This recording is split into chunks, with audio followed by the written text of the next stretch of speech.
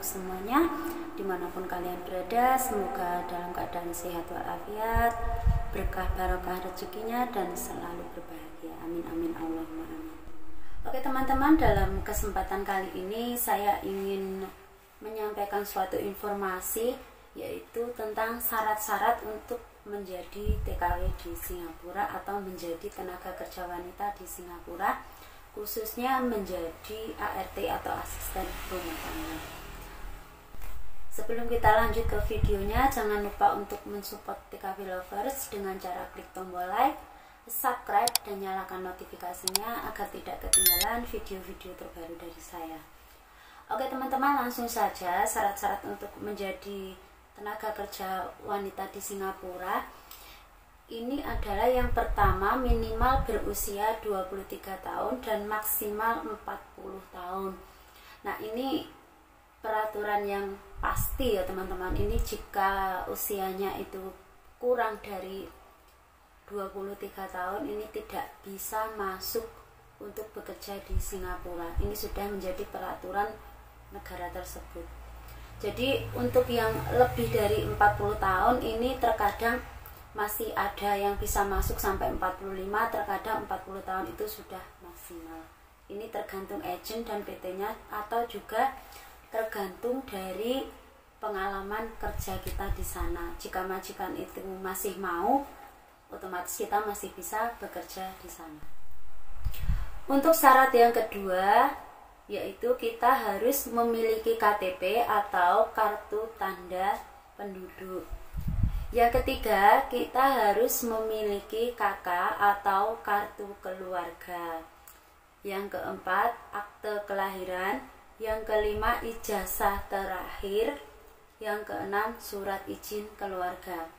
Nah, bagi teman-teman yang masih pemula atau masih calon TKI atau TKW, ini pasti bingung ya, surat izin keluarga ini dari mana kita dapatkan. Jadi surat izin keluarga ini kita dapatkan setelah kita itu masuk atau daftar ke PJTKI yang memproses kita. Jadi PT tersebut itu memberikan blanko itu untuk ditandatangani oleh suami jika kita sudah berkeluarga, dan orang tua jika yang belum berkeluarga. Terkadang untuk yang pertama kali dulu saya masuk ke Singapura itu, saya juga minta surat izin atau tanda tangan dari pihak desa tempat saya tinggal. Nah, itu tadi adalah baru syarat pertama untuk mendaftar ke PJTKI atau PT tempat kita numpang proses ya teman-teman. Jadi untuk bekerja menjadi TKW atau asisten rumah tangga di Singapura itu juga memiliki proses yang sangat panjang sekali. Nah, setelah kita mendaftar, kita juga di sini masih ada langkah selanjutnya, yaitu persyaratan selanjutnya untuk kerja ke Singapura. Kita harus memiliki paspor. Ini pasti ya teman-teman. Yang kedua, kita memiliki surat keterangan sehat atau medical yang fit. Yang ketiga, mendapat job. Yang keempat, memiliki visa kerja atau IPA. Yang kelima, tiket pesawat. Nah, setelah kita lengkap dokumen tersebut, kita bisa terbang ke Singapura. Setelah itu juga masih ada proses lagi. Selanjutnya itu masih ada proses pada saat kita sudah sampai di Singapura. Setelah langkah kedua itu selesai, kita sudah terbang ke Singapura dan sampai di Singapura. Ini masih belum selesai teman-teman prosesnya. Kita masih harus melalui proses-proses prosedur negara Singapura juga sebelum kita memasuki rumah majikan. Yang pertama, kita harus medical check up. Nah, medical check up ini wajib sekali untuk memastikan bahwa kita itu benar-benar sehat dan tidak hamil. Ini sangat rawan sekali ya teman-teman. Nah, yang kedua, kita akan PAP. Ini di MOS MOM ya teman-teman. PAP ini seperti pembekalan kita untuk kerja di Singapura oleh MOM atau Ministry of Manpower. Ini bagi yang non atau yang belum pernah masuk kerja di negara Singapura. Bagi yang X sudah tidak lagi, ini hanya sekali saja untuk masuk ke Singapura. Jadi pada saat pertama kali saja, untuk yang kedua, ketiga itu tidak lagi. Kemudian selanjutnya yang ketiga, membuat work permit seperti ini ya teman-teman. Work permit seperti ini. Nah, ini punya saya. Jadi setelah sampai kita sampai di sana, kita wajib punya seperti ini. Ini seperti KTP yang isinya di sini ada nama majikan, ada alamat tinggal.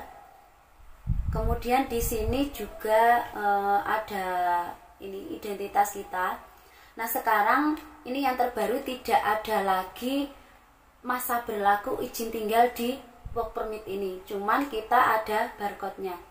Jadi untuk ngecek ini masa berlakunya, expirednya sampai kapan, kita harus mendownload work pass atau work permit apa ya, saya lupa itu. Kita scan ini.